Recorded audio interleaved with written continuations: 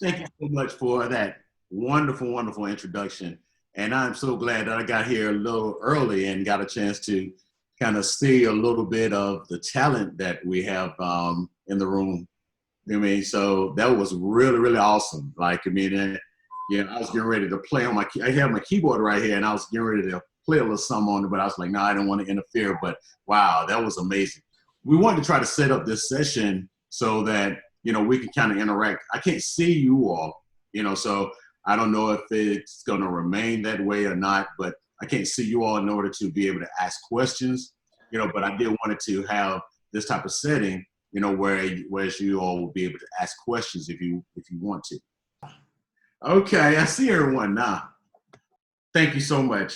And if you're welcome, thank you. I'd love to hear some singing. That's really, really a part of our life. You know what I'm saying? Whereas consistently, like when people realize that we're producers, like so often people like my cousin can sing, my auntie can sing, my grandma can sing, come and listen to her sing. So that's part of our life. So, but it's always really, really good and refreshing when somebody actually has a great voice. So that was really, really awesome. Thank you. So yeah, if music is something that you want to do, I would definitely encourage you because you definitely have the talent for it. Yeah, Brandon. Okay, so yeah, unless y'all have a question, something like that, especially since I can see y'all now, y'all can raise your hand or you can just get my attention. So I'm gonna start off by just kind of giving a little introduction to myself, how I kind of got into production, so I started talking about that. So I started my journey started actually with actually playing instruments. I started playing the trumpet in the third grade. So that gave me a lot of background in regards to music theory and things like that. So I kind of understood music theory from that point. So from there, when I was 13 years old, I purchased a little keyboard in order to learn how to play songs. So that was my first experience going outside of like a brass instrument and learning actually, music outside of just, playing along with the band. And when I played in the band, I had a little background of classical music and classic rock music. So it kind of gave me a foundation for a good, amount of music, that I would listen to. Like, so by me being in the band, it put me in a position to listen to all types of music. So it kind of set a good foundation for me for the career that was about to be established with me with music. So from actually getting a little keyboard that I played around with, what I would do is sing songs that I really like. I would, play the songs that I like and then just replay it on the keyboard.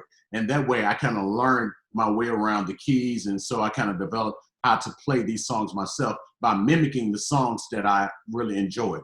So I started from there, to singing with some guys and with singing in this band, in this group, and this was around, when I was around 16, 17 years old.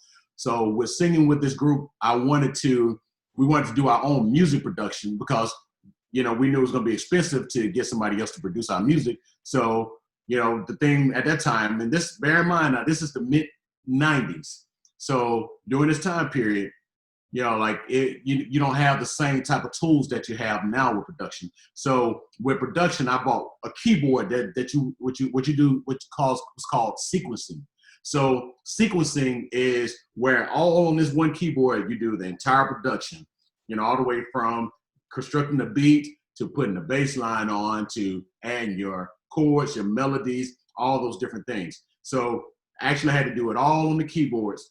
So you're sitting there on the keyboard pressing, the beats, kind of like I should give you an example, I have like a keyboard here, so if I had a beat in mind, I would start off. So that you start just with that. So like right now, they have different tools where the whole beat construction is already put together for you.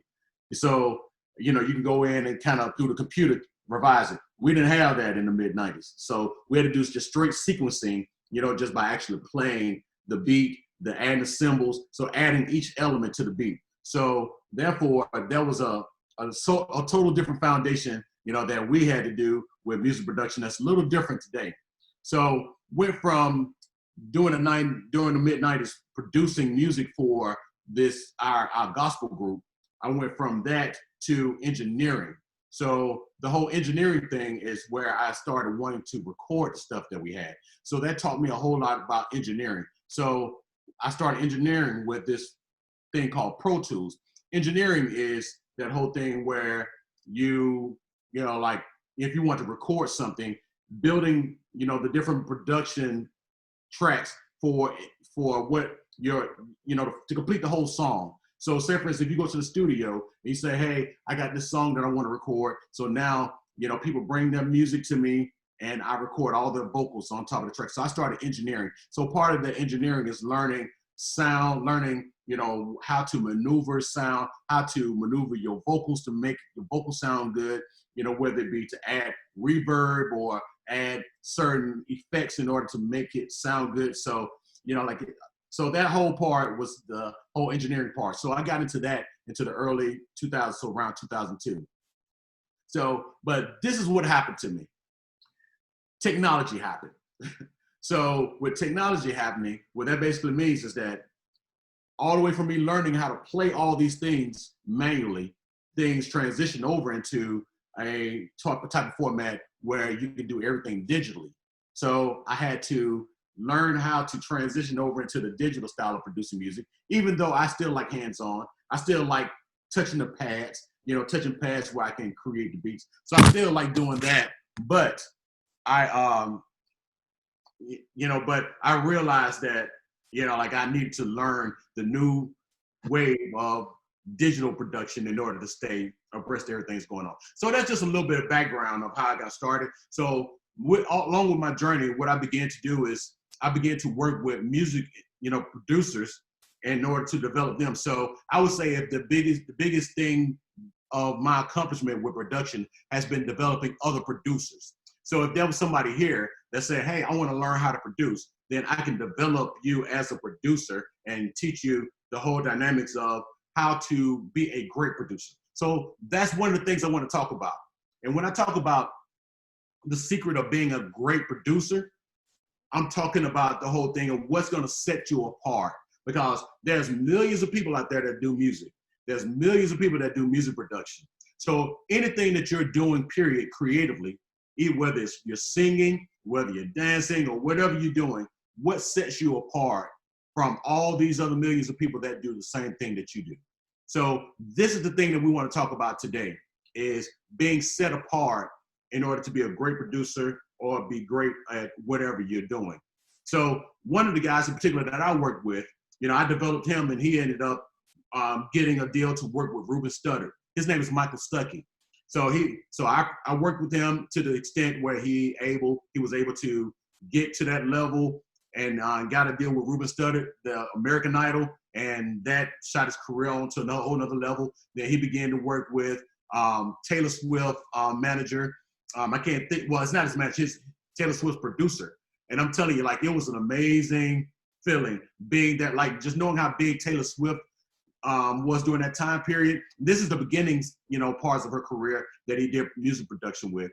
So, I mean, and probably I'll probably make Google his name a little bit later, just so that, you know, like, you know, so that, you know, we can see who the guy is, because I can't really think of his name right now. But anyway, just being in the room with this guy was an amazing feeling, because it's like, wow, this guy produced all the great hits from Taylor Swift in the beginning stages. You know, so anyway, the guy, Michael Stuckey, he was able to kind of get up to a great, you know, place with his music career, you know, so through our process of developing. So that's partly what I want to talk about as well. So before we get into that whole thing of what sets you apart and what can make you, you know, set apart as a great producer, I want to kind of give a little background, you know, about music production as a whole. So music production, and let's say by definition, a record producer or music producer is the overseer or operator of a musical act's sound recording and its refinement.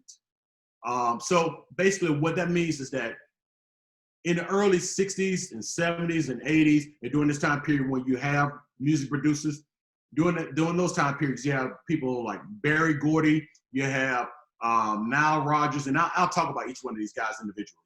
But So let's say during the 70s, 80s, 60s, 70s, 80s, and 90s, Barry Gordy may not necessarily play any instrument on a song, but can be considered the producer of a song. So he was really renowned for that sound in the 60s, for music production. So all those sounds of the Temptations, the Jackson 5, all of those great acts during that time period, Barry Gordy was behind that sound.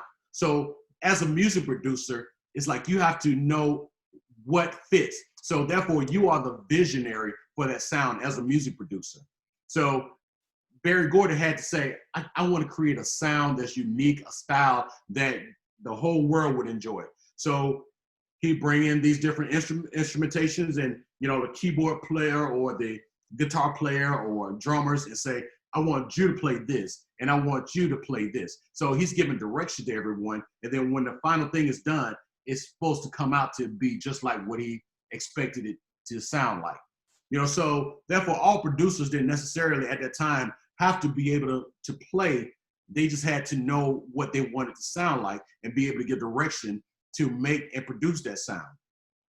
So some of the great producers that I want to just speak on, like I mentioned Quincy Jones. Quincy Jones, of course, is the producer behind Michael Jackson Thriller album. He produced Billie Jean. So, and as I stated earlier, you get all these different musicians, and he put all of them together in order to create this sound that become a worldwide phenomenon. So now you you have Quincy Jones is one of the greats, and I want to mention Brian Wilson. Some of you may not have heard of Brian Wilson, but if anybody knows anything about classic rock music, like if you were to know the song "Wouldn't It Be Nice," "Good Vibrations," Brian Wilson was behind that whole sound. So he was really renowned for that. You have another guy named Rick Rubin. Rick Rubin, he was real big behind Run DMC and that early sound of hip hop. So he developed that. I want to mention Dr. Dre. That was something that was unique with him developing that rap style for the West Coast. And I want to say this, that all these producers that I'm talking about right now, the thing that set them apart is that, especially the ones I'm about to mention right now, is that there was something about their sound that was just so unique that when that sound comes on, you thinking like, wow, I know who produced this.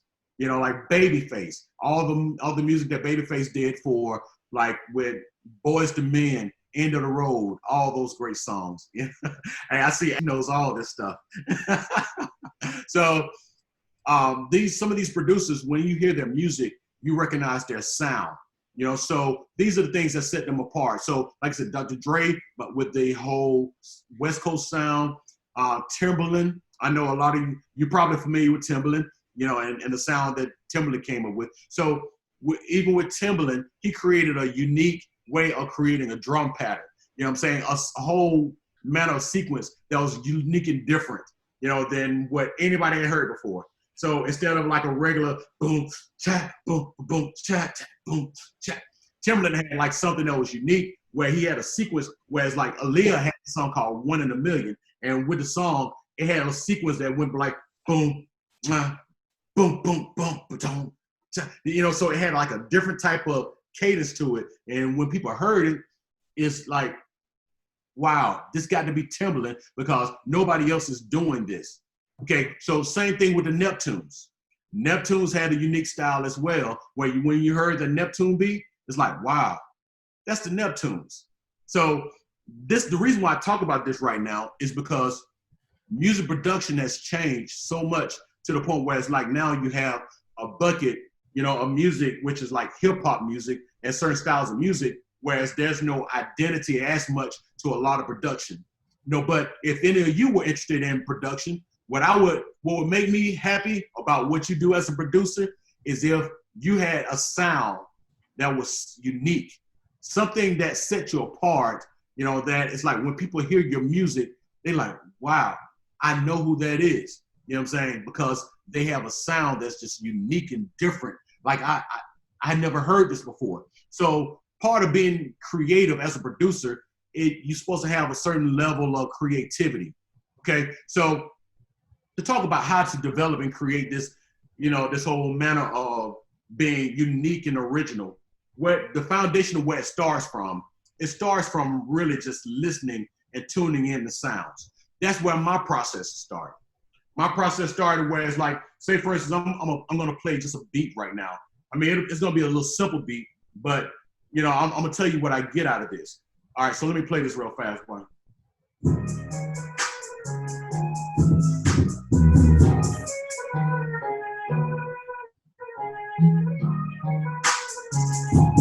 That's the baby.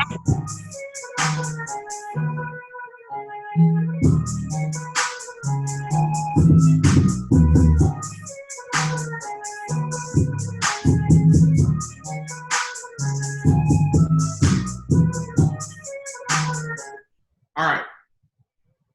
So I'm gonna tell you what a music producer do in the foundation of understanding.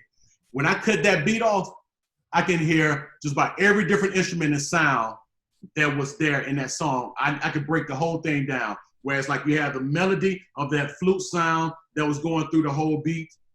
Then you have that bass, that beat that's moving, like boom, boom, boom, boom, boom, boom, boom. So it's moving, so you hear that. Then I heard the hi-hats that was kind of trickling through, you know, so, you know, you hear the hi-hats through it, and then you have the chords that's going through it. So now listen to it again, and you're gonna hear those same things, you know what I'm saying? So this is how that whole thing of understanding how to produce, this is how it starts. So you listen to these things that I just identified. You hear that flute as the melody, you hear that bass line that's thumping, you know what I'm saying, in the back that's moving. You're gonna also hear the chords, So you should be able to hear that.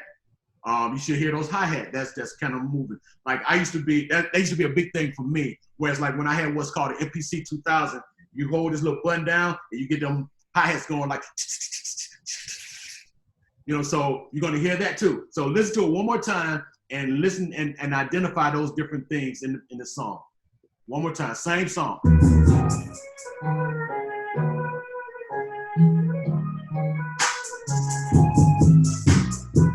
Can I hear the hi-hats?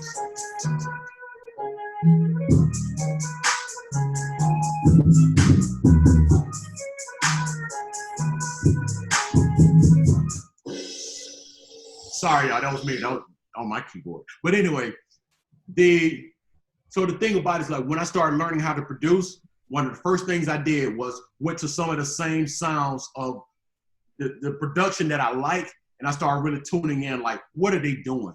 Like, what makes this song good? What type of elements are in this song? So once you start really breaking that down, then you go on to the next stage, which is creating your own identity as a producer. Because the thing about it is that once you hear that and you hear those different sounds, that doesn't mean for you to step out there and to take, you know, that exact same thing and to and replicate exactly what they're doing. Now, what you do is at this point, you take so many different elements of what you like or things that identify you as a sound. So therefore, like myself, let's say we're gonna create the Derek Ferrior sound. All right, so I told y'all early on that my background started with playing the trumpet, okay? So if that was a style that was gonna be unique for me, I would take the whole thing where it's like, okay, I got a trumpet foundation, okay? Then the next thing, I have a background with classical music. So that means I may incorporate a lot of strings in my music. I may do some original strings, you know, whenever I can, because this is my identity. I also like the hi-hats. You know, I'm a big fan of hi-hats because I like the pan, you know, the pads that you can play, you know, with creating a production. So now what I'm doing ultimately right now is I'm building a track pattern, or I'm building something that's gonna identify me and my originality. Because the thing about it is that, you know, like, even if you take this sound and you try to mimic it, you're supposed to walk away from that and create what's gonna separate and create the identity for you. So I'm gonna tell you something else too, like with these different sounds that I have. Say for instance, if, you know, like one day I come in and I just wanna create a beat. I may have a thought in my head for a track, you know, and the beat may be like, in my mind, I may be thinking like, boom, boom, boom, boom, boom, boom, boom, boom, boom, boom, boom, boom. You know, so I'm like, okay, I think I got some of that. Let me see.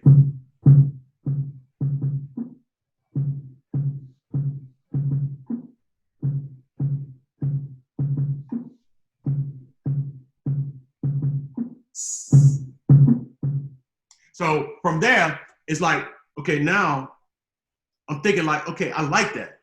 So when I get that, I'll go ahead and put that down. You know what I'm saying? Because this is a foundation for something I like. But it started with a thought in my mind for the beat. You know what I'm saying? So that's where it starts, is with that thought in my mind. I could be in the kitchen somewhere. I could be, just walking around. I'm gonna tell you something too, real fast, that one of my biggest secrets that I utilize with doing things like this is my recorder on my phone.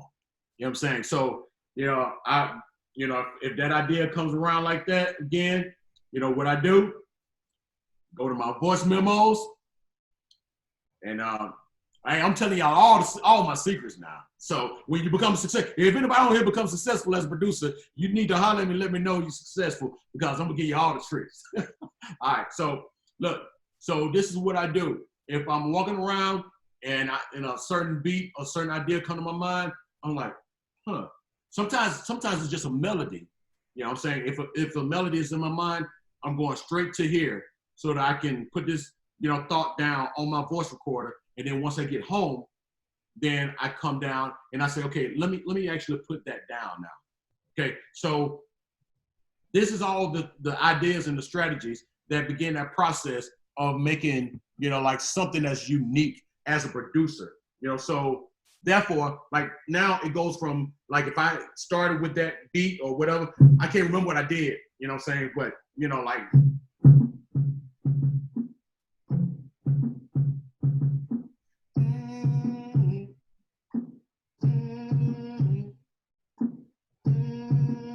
So now it's something else that's playing in my head, whereas like I could bring another instrument now to do that. You know what I'm saying? So all this is the process of building, like what you kind of feel and what you heard as a sound with production. So therefore, it's just like little by little, I'm building onto that pattern. So one thing that I do as well as a producer, and like I said, right now, before I kind of get into this whole thing, of talking more depth about production, is sometimes you have to know the whole thing of laying back and not rushing. And what I mean by that is, like, if I was to put that beat down and record it, it may be a thing where I may need to step away for a moment, and I call it let it breathe. What I mean by let it breathe is I could put that beat down and walk around the whole house and just let that play until the rest of my ideas start to come. You know what I'm saying? Let it develop, let it unfold. So I can play that, I can record it, and then just walk around until the other ideas come, and then add some other pieces and components onto it. So you never be in a rush in order, when you're producing, great work, and whenever you're coming with something unique. Now, let's go back to this whole thing of what I was saying earlier, is that you want to be at a place, where you create something that is unique, something that gives you your own identity sound-wise. Now, I do want to say this in the meantime, that some of you may not even want to produce necessarily production songs for this too. Sometimes, you may want to go into a lane of just doing music score. So music score is like, if you're watching a movie, and you see two kids walking around, say for instance, if it's a suspense movie, and you don't hear nothing, but out the blue, you hear this right here.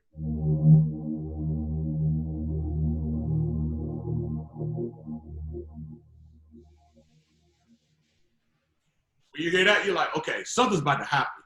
So this is another thing about music production too. So this is a whole different lane of music production that some people get into, which is, music scoring. And that's this whole thing about music scoring is just learning, like, what does that make you feel like? That's another thing about music too, is that music is a feeling. Like, when you hear that, it should give you a certain feeling. Like, so if you see somebody in a movie and you hear that, like, what does that make you feel like at that moment?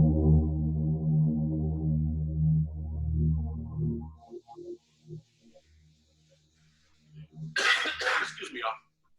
Or if you hear something eerie like this,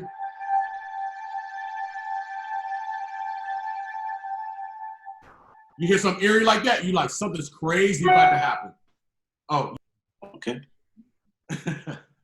Yeah. Yeah, I'm sorry. Yeah, you may have jumped on a little bit, late, but yeah, we've been talking about the whole dynamics of production and how to separate yourself as a music producer or separate yourself as a, like as an artist, period.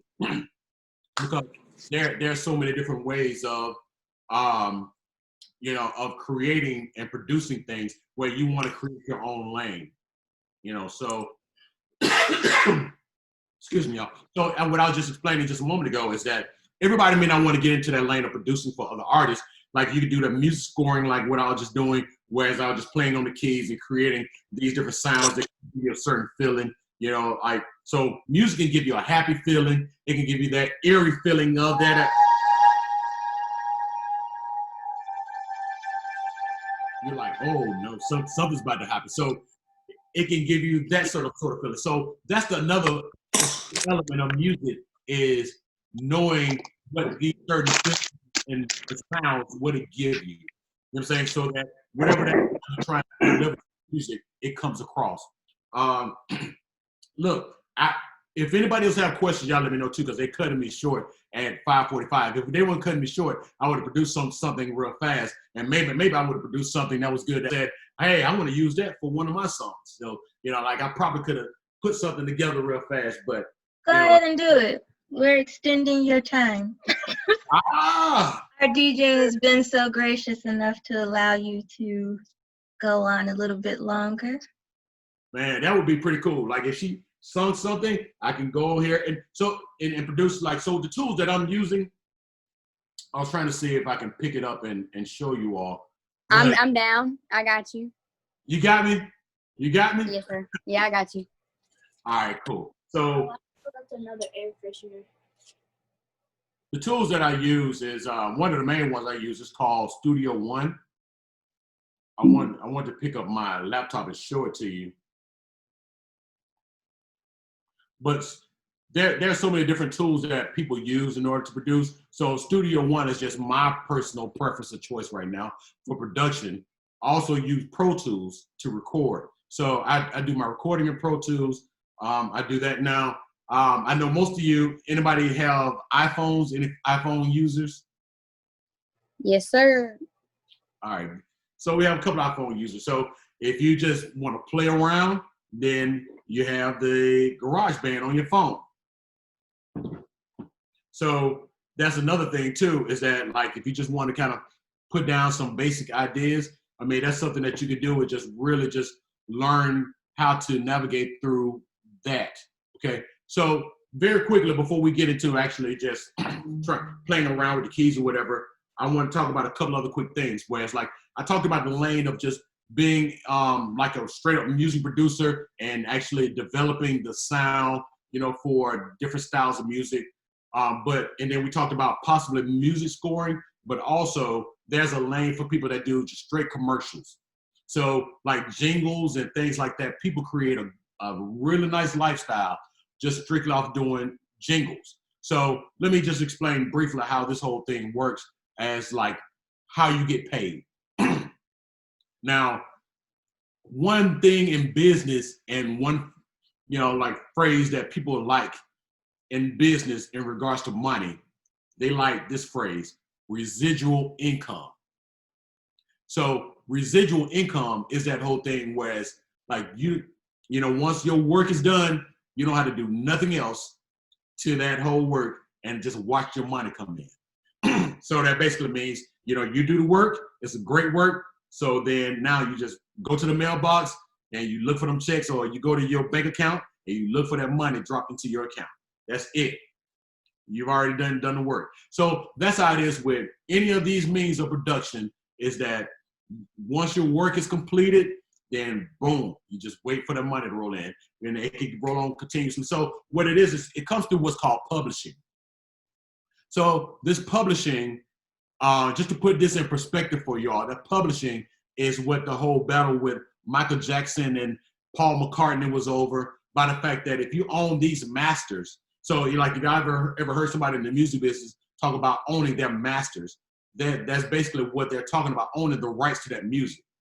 So if you own the rights to that music, then, or if you own part rights to that music, then whenever somebody plays that song or whenever anyone, like put it in a commercial, no matter how old it is, then a certain amount of money has to be paid to that publishing company for you using that song.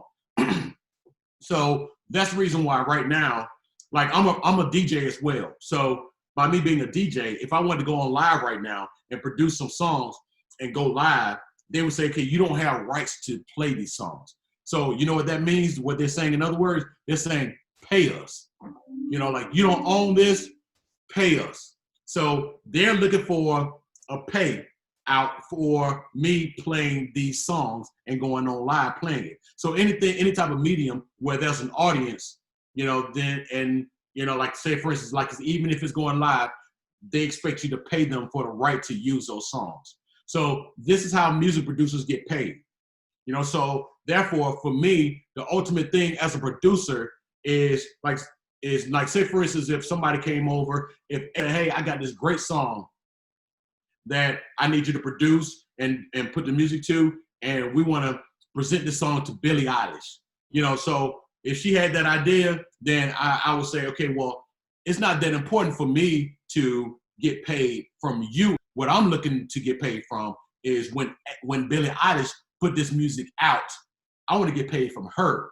So you keep coming with the hit songs, and I'm going to keep producing the songs, and through publishing, we're going to present this song to Billie Eilish, and when she records this song and puts it out, every time they play this song on the radio, we're getting paid. So this is a lane, and this is what a lot of artists want. That's the reason why they like stepping into that lane of being a writer or being a producer, so that they can create their residual income through their production work.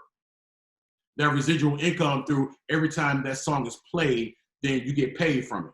So say for instance, with that same example, Billie Eilish, that song that she has, say for instance, somebody creates a ketchup commercial for Heinz. So they do this ketchup, and they put this Billie Eilish song that we created behind it. They got to pay us because we own, the publishing for that song. So every time that commercial comes on, you're getting a paycheck or you're getting paid for that. So that's the whole thing of getting paid through this type of work as a producer. So I think, when me talking about getting paid now, I think that I got more attention now from people now, where these wheels are turning, and like people thinking like, I think I can write me a few songs, or hey, I think I can put down a couple of beats. Yeah, because that's pretty much how you get paid from it. So it's an exciting business to be a part of. It's a lot of fun. That sometimes people hit what they call a musical block. Where like they feel like ideas are not coming. But the whole thing is that even if you go through that moment, it's the whole thing. Like I said earlier, you can just step away for a quick second, till the ideas start really flowing back again, or you can partner up with people. I'm real big on partnering up. So say for instance, like right now, if I had that beat idea that I was putting together, like that I was doing earlier, that may be all I have. But I may have a partner that come through, whereas that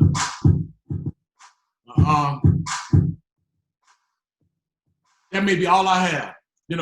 Another friend of mine that produces music may come along and say, man, you know something? Man, I got something for that, man. Like I got some.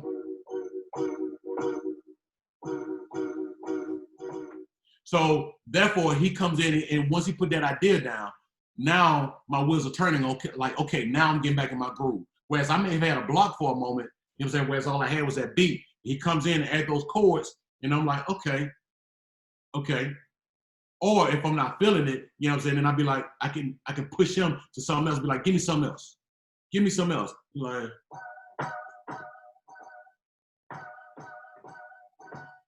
I'm like, okay, not quite what I'm looking for, but like keep on, driving until we get something, that's gonna be a good sound. So like whenever you hit a block, sometimes just piggybacking and working with somebody is good too. So that's another thing too, as far as like with great producers, don't be afraid to coordinate, or don't be so to the point where it's like, oh, this is mine, and it's gonna be all mine, to the point where you don't feel the need to work with other great musicians or great producers. Sometimes that can give you that edge of what you need whenever you're able to incorporate other talent to what you have going on. Like I said, that's been one of my tools and my strategies that I've used, even with the projects that I've been a part of. Whereas we've had live guitar players to come in, live drummers to come in. So whatever it takes in order to get that sound, I'm real big on getting those, pieces to come in. Now, I know I've been moving real fast. I want to hear if anybody has some questions real fast before, I kind of do a time check to see how much time they're going to give me. Questions?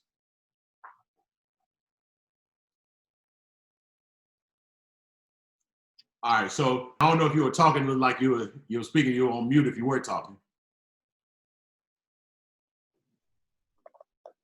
I said it looked like you know a lot about some music, man.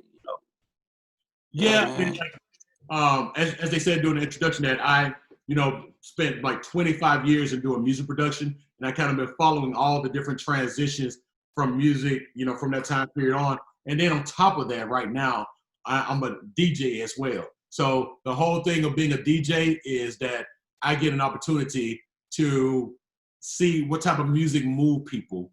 So while I'm out playing music, I get a chance to see, all right, I see that they into this type of groove here. You know what I'm saying? So I kind of get a chance to get into a whole different dynamic with music. So I came from the whole environment of actually playing music, starting playing trumpet, and learning so many different styles of music that it was a benefit to me. So for me, like if you want to become a great producer, it's ideal to learn as much as you can, even about the different styles of music. Like I would say, if out of all the different music genres, one of my weakest areas may have been country music. But the thing about it is, like, if you get into, or if you hear some country songs, you realize that some of these country songs have the best love songs of all times, through country music. Even right now, so like all types of relationship situations you can go through, country music has it all with, like as far as the content of it, so sometimes opening up yourself to different styles of music, you can take that and bring that into your world or your environment or whatever type of music that you're trying to create. Okay, so I'm not saying to be in that lane of country music. I'm saying just take that element of what you like about it and bring it into the type of music that you want to produce. Type of music that you like. I try not when I write music, I try not to stick to a genre because I haven't signed anywhere, you know what I'm saying, with my music. And I like a variety of music myself. So like one day I'm making R&B song, the other day I may make an indie song, and then dark pop. Like I listen to everything. I was raised on classic rock, country, rap. Like I listen to everything. So like there's not one genre specifically that I do not like. I listen to everything. Okay, but if you were an artist, what type of genre could you imagine yourself? What type of artist could you imagine yourself being if you were a singer? I'd either say R&B or like indie. Okay, I'm gonna tell you the reason why I like the answer that you gave. The reason why I like the answer that you gave me is because you have a diverse taste of music. So you made that clear from the jump. That's same with me too.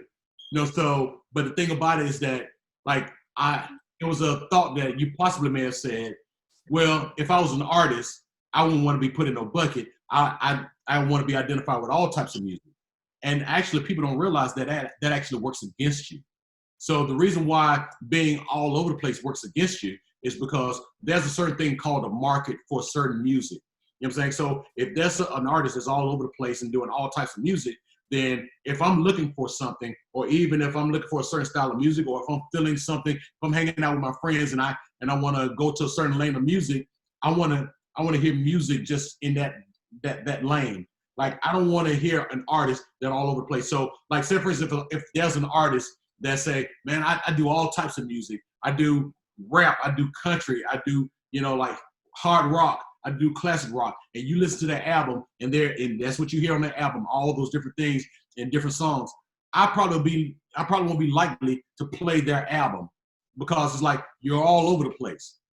So that's the reason why, like you don't come across many artists that will have a whole bunch of different array of different styles that they do on one album, because like that's not as much of a market for that. Like, so if somebody wants to hear something, they're like, okay, I want to hear this particular style of music from, so therefore they will come and look to you for that indie R&B style of music, because that's the lane that you're in.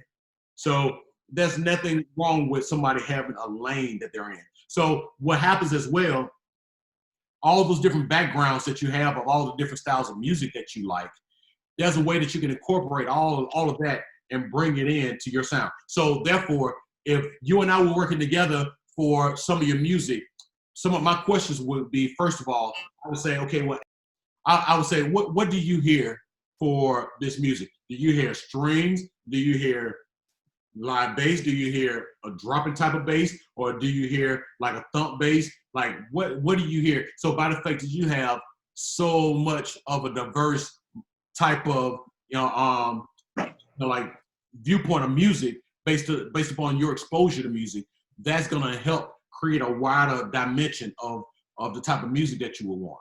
So therefore, it's an opportunity to create an original lane for your music, as opposed to somebody being stuck in a minimal lane of not being exposed to as much music. So that can work to your advantage if you work in music. So yeah, man, that's awesome. That's the reason why, like I do typically, like, advise people to be familiar with like several different types of music, so that you can have certain amount of awareness to certain music. Like, for instance, that, that was during the time period that, like sampling became a big thing. So in order to be a good sampler, you got to be familiar with a lot of the old classic, old school music. So, and if you're going to do it, you got to be able to be familiar with those types of music. So, so before playing around, I want to see what type of timing that we have. And also, just seeing what other additional questions that we have, because I don't want to start until another portion of these subjects and run over. Because I know y'all have this party that's supposed to come up next, right? Right. So I know y'all looking forward to that. So I think that, this is going to be a good transition, us talking about music, this whole music segment, and then transitioning into that. Sorry, I kind of lost y'all for a minute. It just went off on its own. All right, so it's back now. All right, so, any other questions that y'all have before I, kind of play around a little bit more? Wow, usually like this is the, the fun part of it. Now, this is what makes things a little bit challenging, by being virtual. Whereas like if we're all in a room together, then I would have everybody to kind of contribute, to like a certain sound. Like I would say, okay, well, I'm going to create this bass line, you know what I'm saying? And then I'll get somebody else to say, okay, what ideas that you have now to add to it? And then all together in the same room, we can create, this production, just so that y'all can see how much fun it can be. You know what I'm saying? So, music production can be a lot of fun with having everybody in the room, but coronavirus ain't playing fair. So we got to do it this way for now. You know what I'm saying? But like, so maybe down the line, they're like, if we're able to get in the same room, then I'll be able to, kind of say, okay, well, let's play around together and see what we can produce together, because it is a little bit more challenging doing it this way. So we can kind of, talk about some other dynamics of music, because in order to kind of build the song pattern, I would like to have a little bit more time, than, than that if we were gonna kind of build up.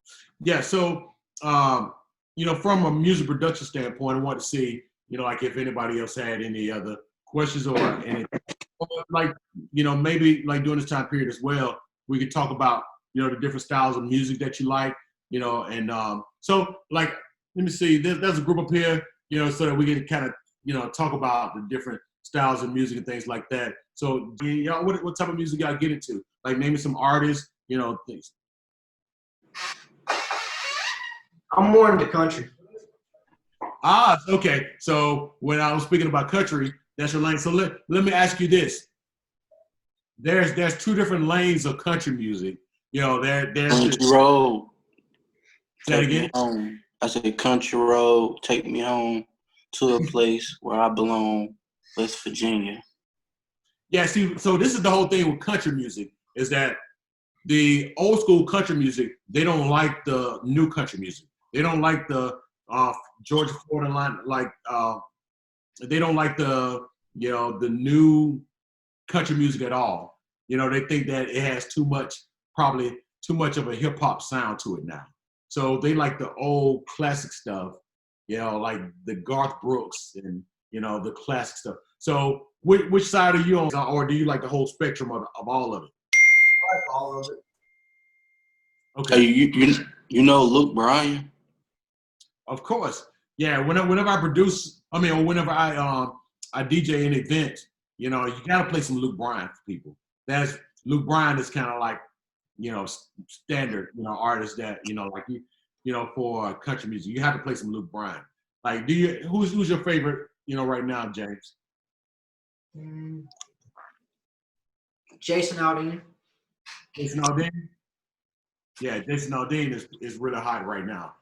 So I do play Jason Aldean, whenever I DJ too. So yeah, he's really, really popular right now. So seems like James like a lot more of the current production for country. So let me see. What about you?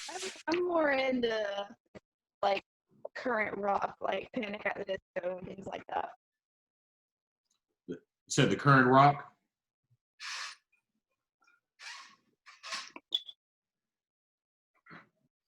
Oh, okay.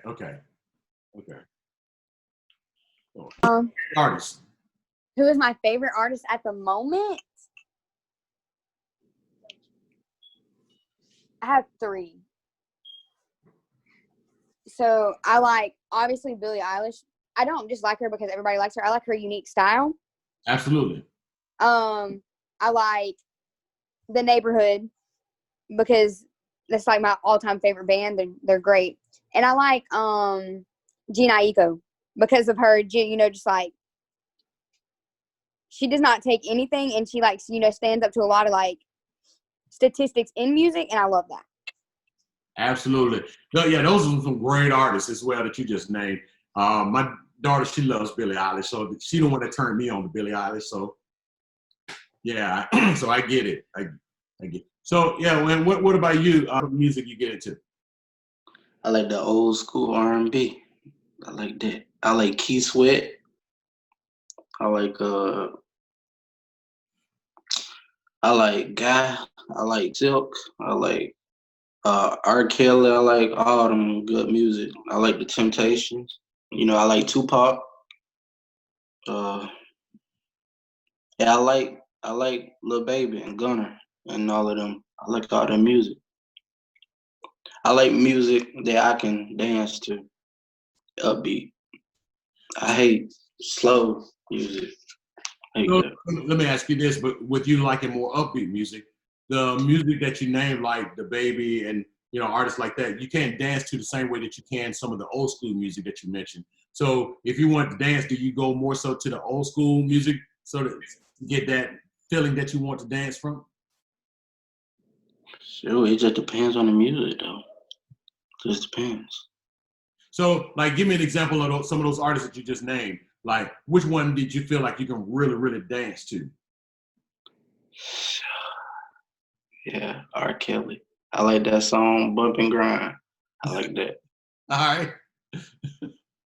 So that's the whole thing too. Like music from a R&B, hip hop has changed a good bit, whereas it's not as much, from a rap end, like styles where you can dance from. So like this whole room is pretty diverse as far as what I like. So, I'm sure the DJ gonna be able to still hook y'all up.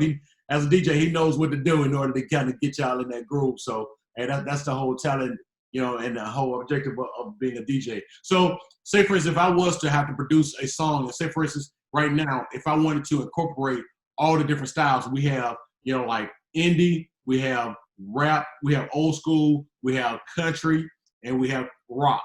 So, therefore, right now, the challenge that I would have if I wanted to try to produce a song is like I would want to kind of incorporate all those different elements in order to create a sound. So I know from country, I would definitely take lyrical content. From the classic rock, I probably would take more of the basic foundation with the chord progression and things like that from there.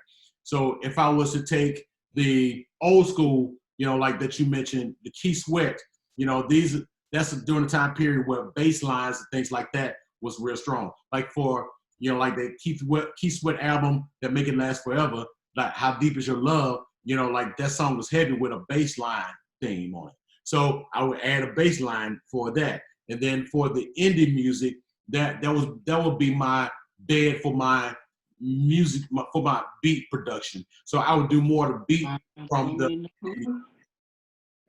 So the reason why I asked this question, because like if I was to produce a song right now, like say it probably would have strictly been mainly like in the more of a hip hop lane, because that's easy to do, but like by the fact that we have a diverse type of room, I would want to incorporate all the different styles, what I'm saying, for everyone that's in the room. What I'm saying? Because like I said, everyone likes something different, which is really cool. You know what I'm saying? And it excuse me, Jodeci and H-Town?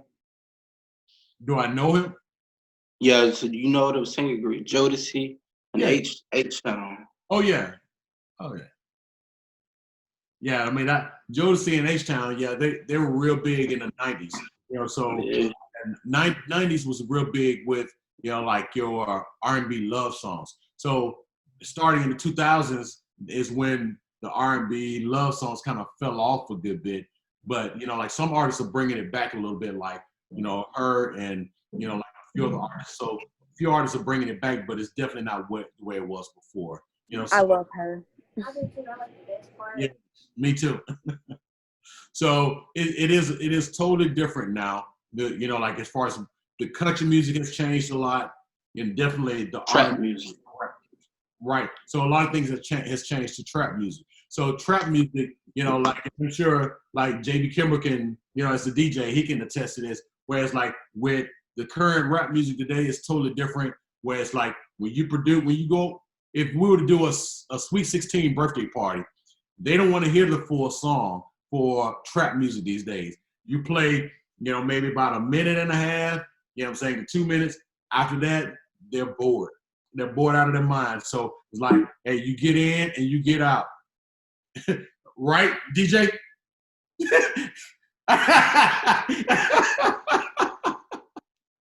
So that's exactly how it is. I'm trying to go down to the bottom. I see, did I say your name right? Well, I see a couple of people just joining. So yeah, if one of you could, kind of chime in. We're talking about the different styles of music that we like. Because in my mind, I'm trying to create, like a sound. Like if I was to produce something right now, what would be that sound, that I would produce right now? So I wanted to kind of see what type of music that everyone likes, what type of diverse type of sound that we have. So they don't care.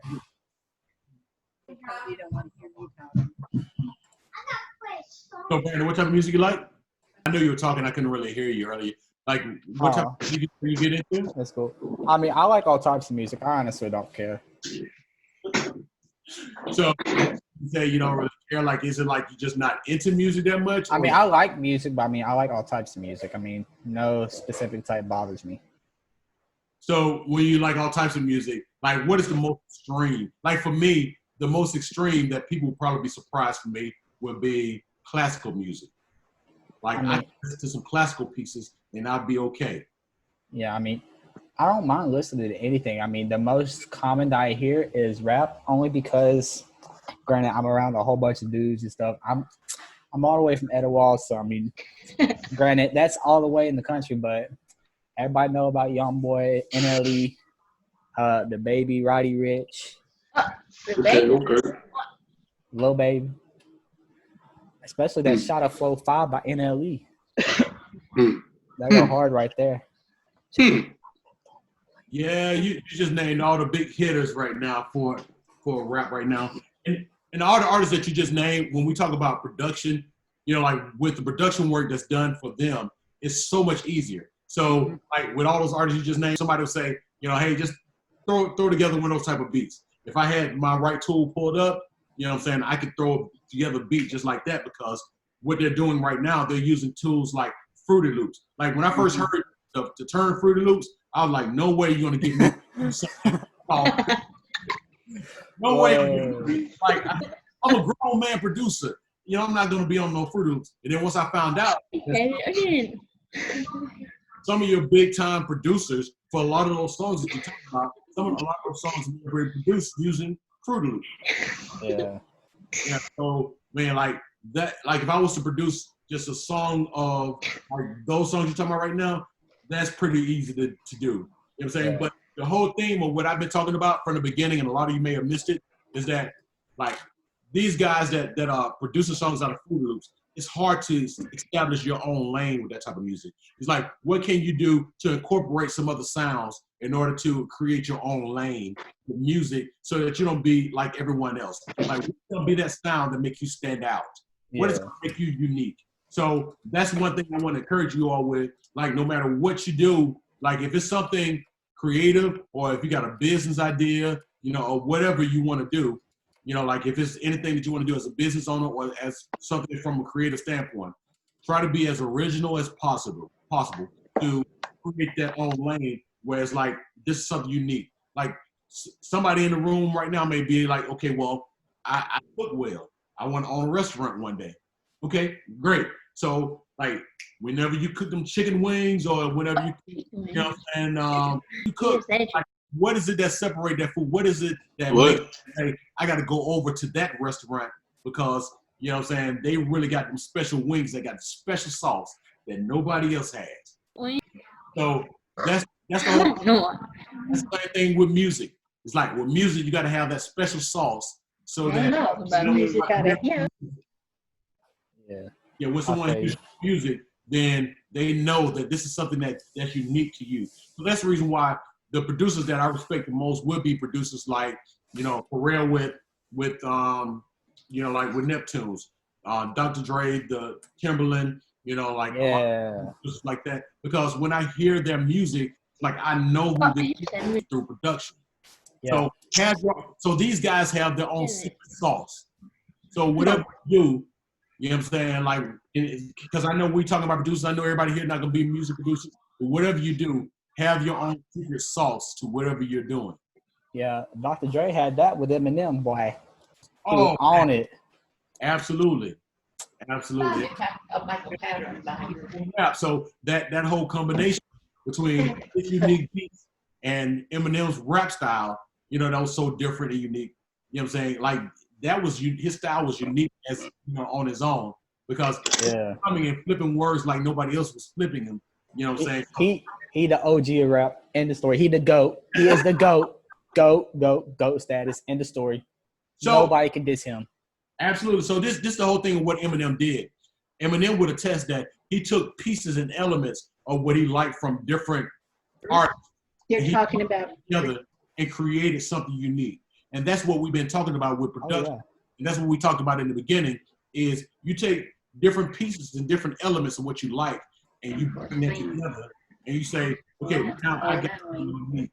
But I mean, not only that, but he had so much controversy over his songs. Is the stuff he says. Yeah, so that part is the ingenuity part side of him. Whereas he not only had the creative side from being able to incorporate so much from the different styles and the different people, but you know, that's one element that he was able to get from, like, he looked up to Tupac. Tupac was very controversial. So if I was to say that that's what he was able to kind of grasp from Tupac, that may have been that thing of being. I mean, but like. All right, bet. Okay. All right, so yeah, we back now. All right, so this is the whole thing, and this is what we want. That this is the lasting thought that I want in y'all mind for whatever you're doing. Like, create that secret sauce. Like, just keep that in your mind for whatever you're doing. Whether you're, like I said, whatever type of business that you're looking to create, or whatever type of work that you do. Like, what is that whole thing that makes your sound or makes your work or make whatever you're doing that unique? So I see, you know, like, I don't know. Okay.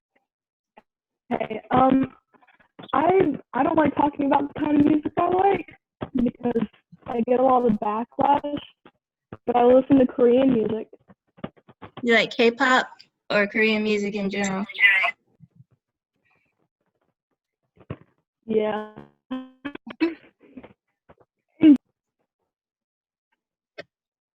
Yeah, so we did hear it like that. It's K-pop. Yeah, K-pop is a sound that's definitely like unique. One thing I like about K-pop right now is that K-pop has a lot of energy to its music right now. So whenever you go and see a K-pop concert, it's going to be a lot of driving energy at the K-pop concert. As a matter of fact, I was in Houston, the last day they had of a rodeo. I don't know if any of you, if y'all ever heard of the rodeo that's in Texas, in Houston, Texas. But the very last day before they shut it down, because the next day they had to shut it down due to the coronavirus. But the last day of it, they had a K-pop group, and the energy inside that stadium was amazing. And it's because of their music style that they created through K-pop to have that type of driving energy. I mean, so it was just like, when I left a little early, but all I heard was just a whole bunch of energy and a lot of screaming because they were dancing and like, I can't even remember the name of the group that was there. I know it's some initials. You probably NCT 127. NCT 127. That's who it was. Yeah. So, I mean, it was exciting to see that. So, as a music producer myself, I even look into those elements as well to say, okay, what is it about this energy that I like? So to kind of let you all know what I plan to work on production-wise right now. And these are the things I plan to work on, and these are the things that I look to develop. Right now, I'm trying to bring energy back to this, to like this hip hop style of music, like what I talked about. So the artists that I mentioned, like I want to bring another level of energy back, like the same type of energy that's in K-pop. I want to translate that back into like where hip hop is right now, because hip hop has kind of lost that energy. Like for a moment, they just wanted to be chill and laid back, what I'm saying? But now I want to bring at least some of that energy back through production. So I want y'all to keep me accountable for that too. So like between now and next year around about this time, I should have some things to the point where if y'all ask any, whoever's the facilitator, if y'all still part of the program, say, hey, just checking in. I want to know what Derek's been working on. Like I should have some music by that time that I've been producing to create this whole new sound. So the whole thing of that secret sauce, like I've been, holding on to this secret sauce. I've been putting my ingredients into the pot, and now I'm about to stir it up, and we're gonna see what we come up with. So like having these type of conversations like with you all kind of helps me as well. So I thank you all for kind of giving me feedback, letting me know what you like, letting me know the styles of music that you like, because like I like to consider myself pretty diverse in the style of music that I listen to. So by the fact that I'm able to kind of dive in and listen to so many different elements and bring that in. So now with hearing all of that, maybe like when if we get a chance to do something like this again, I can play something that I produced that incorporated all of these different ingredients and components that I've been looking to bring in. So I appreciate everybody just giving me time and attention. I hope y'all enjoy the DJ. Sorry I didn't put nothing together production-wise, but like once I learned, like we had so many different styles, I kind of would prefer to kind of take a little bit more time to create something that like everybody would be able to kind of get into. I didn't want to stick to one lane of music. So, Arima, thank y'all so much for having me. I mean, thank you for coming on. Yeah, it's been a blast. So, like I said, hopefully, we can do this again, and maybe we'll be all able to be in person and be beyond this whole coronavirus thing. So. Yeah. Is there a way the kids can follow you, like on Facebook or on Instagram? Yeah. So I'm on Instagram and I'm building a page, but if anybody choose to link in on Facebook, I'm going to transfer over and build a page because I'm almost at capacity, on my regular page. So my name that you see right now, you can shoot me a request on Facebook, and it may go up to 5,000, but I'm going to create another page, which will be a like page, and then we'll transfer everybody over into there so that we can kind of enjoy the whole music side, and y'all can kind of follow my journey with this whole thing of doing music production. So remember this name that y'all see up there right now in the corner. Just jot it down, send me a request, and then we'll link in from there. And like I said, keep me accountable. Shoot me a message. Say, hey, Derek, how's the music going? How's that new sound that you're developing going? And hey, that'll help me out. So thank y'all so much. Thank you, Arima, for asking All that. right. Thank you again. Tell everybody bye. All right, y'all All have- right.